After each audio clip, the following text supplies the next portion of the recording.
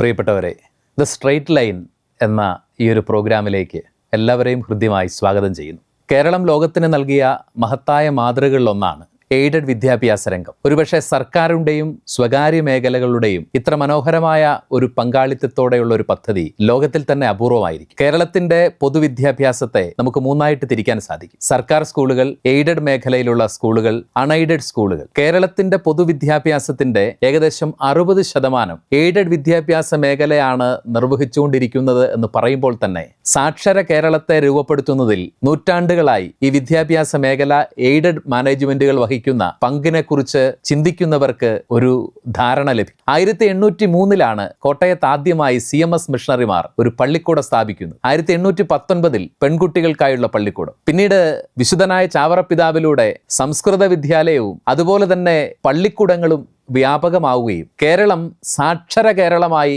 മാറുകയും ചെയ്യുന്നു. ആ പരിണാമഗതിയിൽ കേരളത്തിന് കൃത്യമായ ദിശാബോധം നൽകിയതിൽ 60% എയ്ഡഡ് മേഖലയിലുള്ള വിദ്യാലയങ്ങളായിരുന്നു എന്നാണ് പറഞ്ഞു വരുന്നത്. അത്ര പ്രോജ്വലമായൊരു ചരിത്രമുണ്ട് കേരളത്തിന്റെ വിദ്യാഭ്യാസത്തിൽ എയ്ഡഡ് മേഖലയുടെ സംഭാവനകൾ. എന്നാൽ ഇന്ന് എയ്ഡഡ് മേഖലയിലുള്ള വിദ്യാഭ്യാസ സ്ഥാപനങ്ങളെ, പ്രത്യേകിച്ച് ആദ്യത്തെ പള്ളിക്കൂടം കേരളത്തിൽ തുടങ്ങിയ ക്രൈസ്തവ സമൂഹത്തെക്കുറിച്ച് വളരെ തെറ്റിദ്ധാരണജനകമായ ചില അഭിപ്രായങ്ങൾ ആരോപണങ്ങളുമായിട്ട് ബഹുമാന്യനായ വിദ്യാഭ്യാസ മന്ത്രിയും അദ്ദേഹത്തെ അനുകൂലിക്കുന്നവരുമൊക്കെ രംഗത്ത് വന്നുകൊണ്ടിരിക്കുകയാണ്. ഇവിടെ വിഷയം ഭിന്നശേഷി സംവരണ നിയമമാണ്. വിദ്യാലയങ്ങളിൽ ഭിന്നശേഷിക്കാരായ ആളുകളെ നിയമിക്കുന്നതുമായി ബന്ധപ്പെട്ട് ഗവൺമെന്റ് പുറപ്പെടുവിച്ച ഉത്തരവിനെ പ്രതിയാണ് വിവാദങ്ങളുടെ തുടക്കം. 1996 മുതൽ 2017 വരെ എയ്ഡഡ് മാനേജ്മെന്റുകൾ നടത്തിയിട്ടുള്ള നിയമനങ്ങളുടെ 3%, 2018 മുതൽ ഇതുവരെയുള്ള നടത്തിയ നിയമനങ്ങളുടെ 4% ഭിന്നശേഷിക്കാരായ ആളുകൾക്ക് വേണ്ടി നീക്കിവയ്ക്കണമെന്നുള്ളതാണ് ഗവൺമെന്റ് ഉത്തരവ്.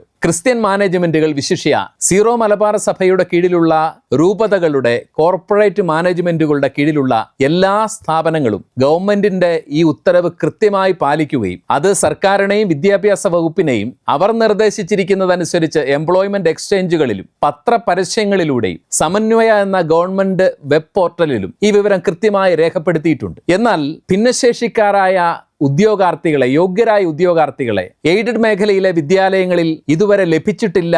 പകുതി പോലും ഒഴിവുകൾ നികത്താനുള്ള ആളുകൾ എത്തിയിട്ടില്ല എന്നുള്ളതാണ് ഇവിടത്തെ യാഥാർത്ഥ്യം. ഭിന്നശേഷിക്കാർക്കായി മാറ്റിവെക്കാൻ സർക്കാർ നിർദ്ദേശിച്ചിരിക്കുന്ന മുഴുവൻ സീറ്റുകളിലും ബാക്ക്ലോഗുകൾ ഒന്നുമില്ലാതെ നിയമനങ്ങൾ പൂർത്തിയാക്കാൻ മാത്രമേ മറ്റ് നിയമനങ്ങൾക്ക് അംഗീകാരമോ ശമ്പളമോ തരാൻ കഴിയൂ എന്ന ശാഠ്യത്തിലാണ് സർക്കാർ. ഇവിടെയാണ് എയ്ഡഡ് മേഖലയിലെ മാനേജ്മെന്റുകൾ ധർമ്മ സംഘർഷത്തിലായിരിക്കുന്നത്. എവിടെ നിന്നാണ് അവർ യോഗ്യരായ ഭിന്നശേഷിക്കാരായ ഉദ്യോഗാർത്ഥികളെ സംഘടിപ്പിക്കേണ്ടത്? അത് കൊടുക്കാൻ ബാധ്യസ്ഥരായ സർക്കാരിനും എംപ്ലോയ്മെന്റ് എക്സ്ചേഞ്ച് അടക്കമുള്ള സർക്കാർ സംവിധാനങ്ങളും നിസ്സഹായമായി നിൽക്കുമ്പോൾ എയ്ഡഡ് മാനേജ്മെന്റുകൾ എങ്ങനെ ഈ ഒഴിവുകൾ പരിഹരിക്കും? മന്ത്രി പറയുന്നു ക്രിസ്ത്യൻ മാനേജ്മെന്റുകൾ ഭിന്നശേഷി സംവരണത്തിന് എതിര് നിൽക്കുന്നു എന്നാണ്. ചരിത്രം പരിശോധിച്ചാൽ, ഇന്നത്തെ വർത്തമാനകാലത്തിന്റെ പൊതു ജീവിതത്തെ പരിശോധിച്ചാൽ ആരാണ് കേരളത്തിൽ ഭിന്നശേഷിക്കാരായ മനുഷ്യരെ ചേർത്ത് പിടിക്കുകയും ഉപജീവന മാർഗവും പരിശീലനങ്ങൾ നൽകിയും അവരെ സമൂഹത്തിന്റെ മുഖ്യധാരയിലേക്ക് കൊണ്ടുവരാൻ ശ്രമിക്കുന്നതും? സഭയുടെ കീഴിലുള്ള നിരവധി സ്ഥാപനങ്ങളിലൂടെയാണ്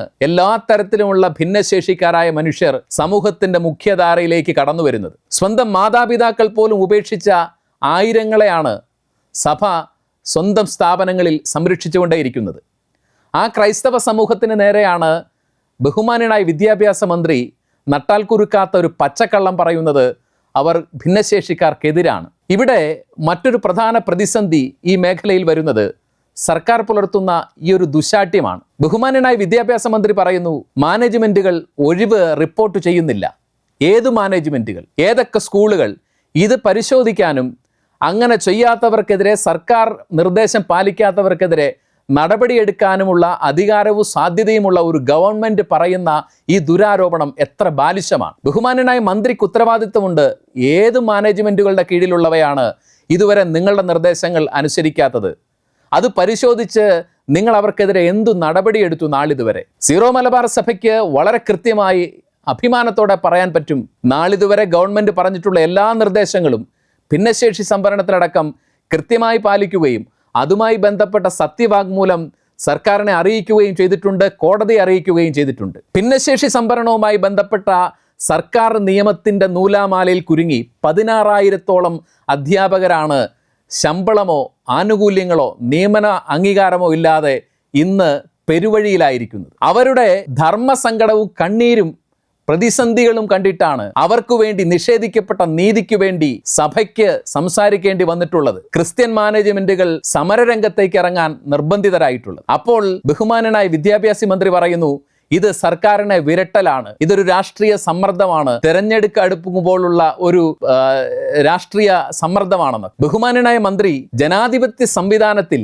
അവകാശങ്ങളും നീതി നിഷേധിക്കുമ്പോൾ സമാധാനപൂർവകമായ പ്രതിഷേധ മാർഗങ്ങളുടെ മഹനീയമായ സ്ഥാനം കാണിച്ചു തന്നത് സാക്ഷാൽ രാഷ്ട്രപിതാവ് മഹാത്മാഗാന്ധിയാണ്. അങ്ങനെയുള്ള ധർമ്മസമരങ്ങൾ നിങ്ങൾക്കെന്നു മുതലാണ് വിരട്ടലായിട്ട് മാറുന്നത്?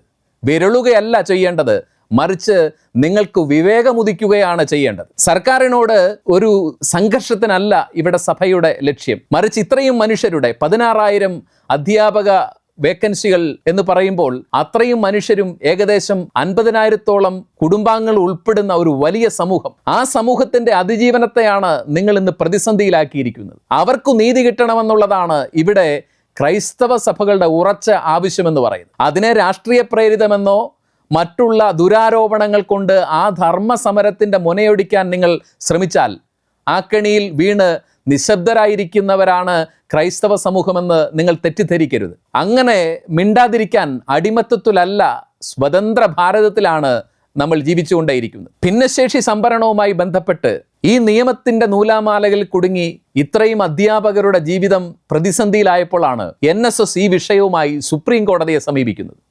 ബഹുമാനപ്പെട്ട സുപ്രീം കോടതി അതற்கு അനുകൂലമായ ഉത്തരവ് പുറപ്പെടുവിക്കുകയും സർക്കാർ നിർദ്ദേശിച്ചിരിക്കുന്ന അത്രയും ശതമാനം സീറ്റുകൾ ഒഴിച്ചുവെച്ചാൽ ബാക്കി നിയമനങ്ങൾക്ക് അംഗീകാരം കൊടുക്കാമെന്ന് സർക്കാരിന് ഉത്തരവിടുകയും സമാന സ്വഭാവമുള്ള സൊസൈറ്റികൾക്ക് അങ്ങനെ സത്യവാങ്മൂലം ഗവൺമെന്റിന് കൊടുത്തുകൊണ്ട് നിയമനാംഗീകാരം മേടിച്ചെടുക്കാൻ സാധിക്കുമല്ലോ എന്ന് നിരീക്ഷിക്കുകയും ചെയ്തു. ഈ വിഷയവുമായി ബഹുമാനപ്പെട്ട ഹൈക്കോടതിയെ സമീപിച്ചപ്പോഴും സർക്കാരിനോട് അനുകൂലമായ നടപടികൾ എടുക്കാനാണ് കേരള ഹൈക്കോടതി ഉത്തരവിട്ടത്.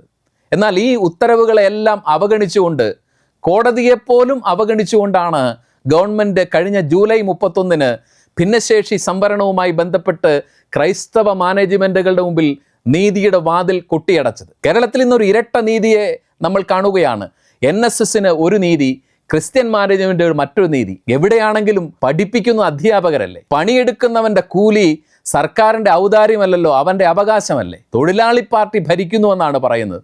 എന്നിട്ടാണ് മഹത്തായ അധ്യാപക വൃത്തി ചെയ്യുന്ന 16,000-ൽ പരം മനുഷ്യർ 2018 മുതൽ പണിയെടുത്തിട്ട് കൂലി കൊടുക്കാതെ അവരെ ചൂഷണം ചെയ്തുകൊണ്ട് നിങ്ങൾ കള്ളങ്ങൾക്കുമേൽ കള്ളവും വർഗീയ ജാതി കാർഡുകളും ഇറക്കി ഈ ധർമ്മ സമരത്തിൻ്റെ മുനയൊടിക്കാൻ ശ്രമിച്ചുകൊണ്ടേയിരിക്കുന്നത്. ക്രിസ്ത്യൻ എയ്ഡഡ് മേഖലയെ നശിപ്പിക്കുകയാണോ നിങ്ങളുടെ രാഷ്ട്രീയ ഗൂഢലക്ഷ്യമെന്ന് നിങ്ങൾ ചിന്തിക്കണം. പൊതുവിദ്യാഭ്യാസത്തെ സംരക്ഷിക്കുന്നുവെന്നാണ് ബഹുമാനപ്പെട്ട വിദ്യാഭ്യാസ മന്ത്രി അവകാശപ്പെടുന്നത്. സംരക്ഷിക്കുകയല്ല, നിങ്ങളതിനെ സംഹരിച്ചുകൊണ്ടേയിരിക്കുകയാണ്.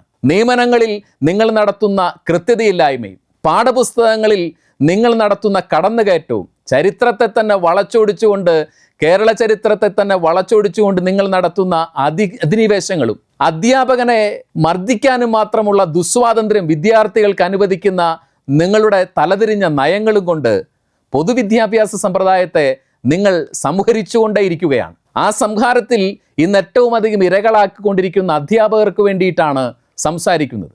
നിങ്ങളതിനെ സർക്കാരിനെതിരെയുള്ള പ്രതിഷേധമായിട്ടോ രാഷ്ട്രീയ പ്രേരിതമായ സംഘർഷമായിട്ടോ ദുരാരോപണങ്ങൾ ഉന്നയിച്ച് അതിൻ്റെ മുനകൊടിക്കാൻ ശ്രമിക്കരുത്. 16,000-ൽ പരം മനുഷ്യരുടെ കണ്ണുനീരിൽ ദയവായി രാഷ്ട്രീയം കലർത്തരുത്, അവർക്ക് നീതി കൊടുക്കണമെന്നുള്ളതാണ് ഏറ്റവും വിനയപൂർവ്വം നിങ്ങളോട് അഭ്യർത്ഥിക്കാനുള്ളത്. നുണകൾ പറഞ്ഞും ജാതിക്കാർഡ് ഇറക്കിയും രാഷ്ട്രീയ പ്രസ്താവനകൾ നടത്തിയും ഈ ധർമ്മസമരത്തെ നശിപ്പിക്കാമെന്ന് നിങ്ങൾ കരുതുന്നുണ്ടെങ്കിൽ ഭരണവർഗ എല്ലാ ധർമ്മസമരങ്ങളെയും നശിപ്പിക്കാൻ ശ്രമിക്കുന്ന ഈ ദുരാരോപണങ്ങൾ കൊണ്ട് മനസ്സുമടുക്കുകയോ പിന്മാറുകയോ ചെയ്യുന്നവരല്ല ക്രൈസ്തവ സമൂഹം.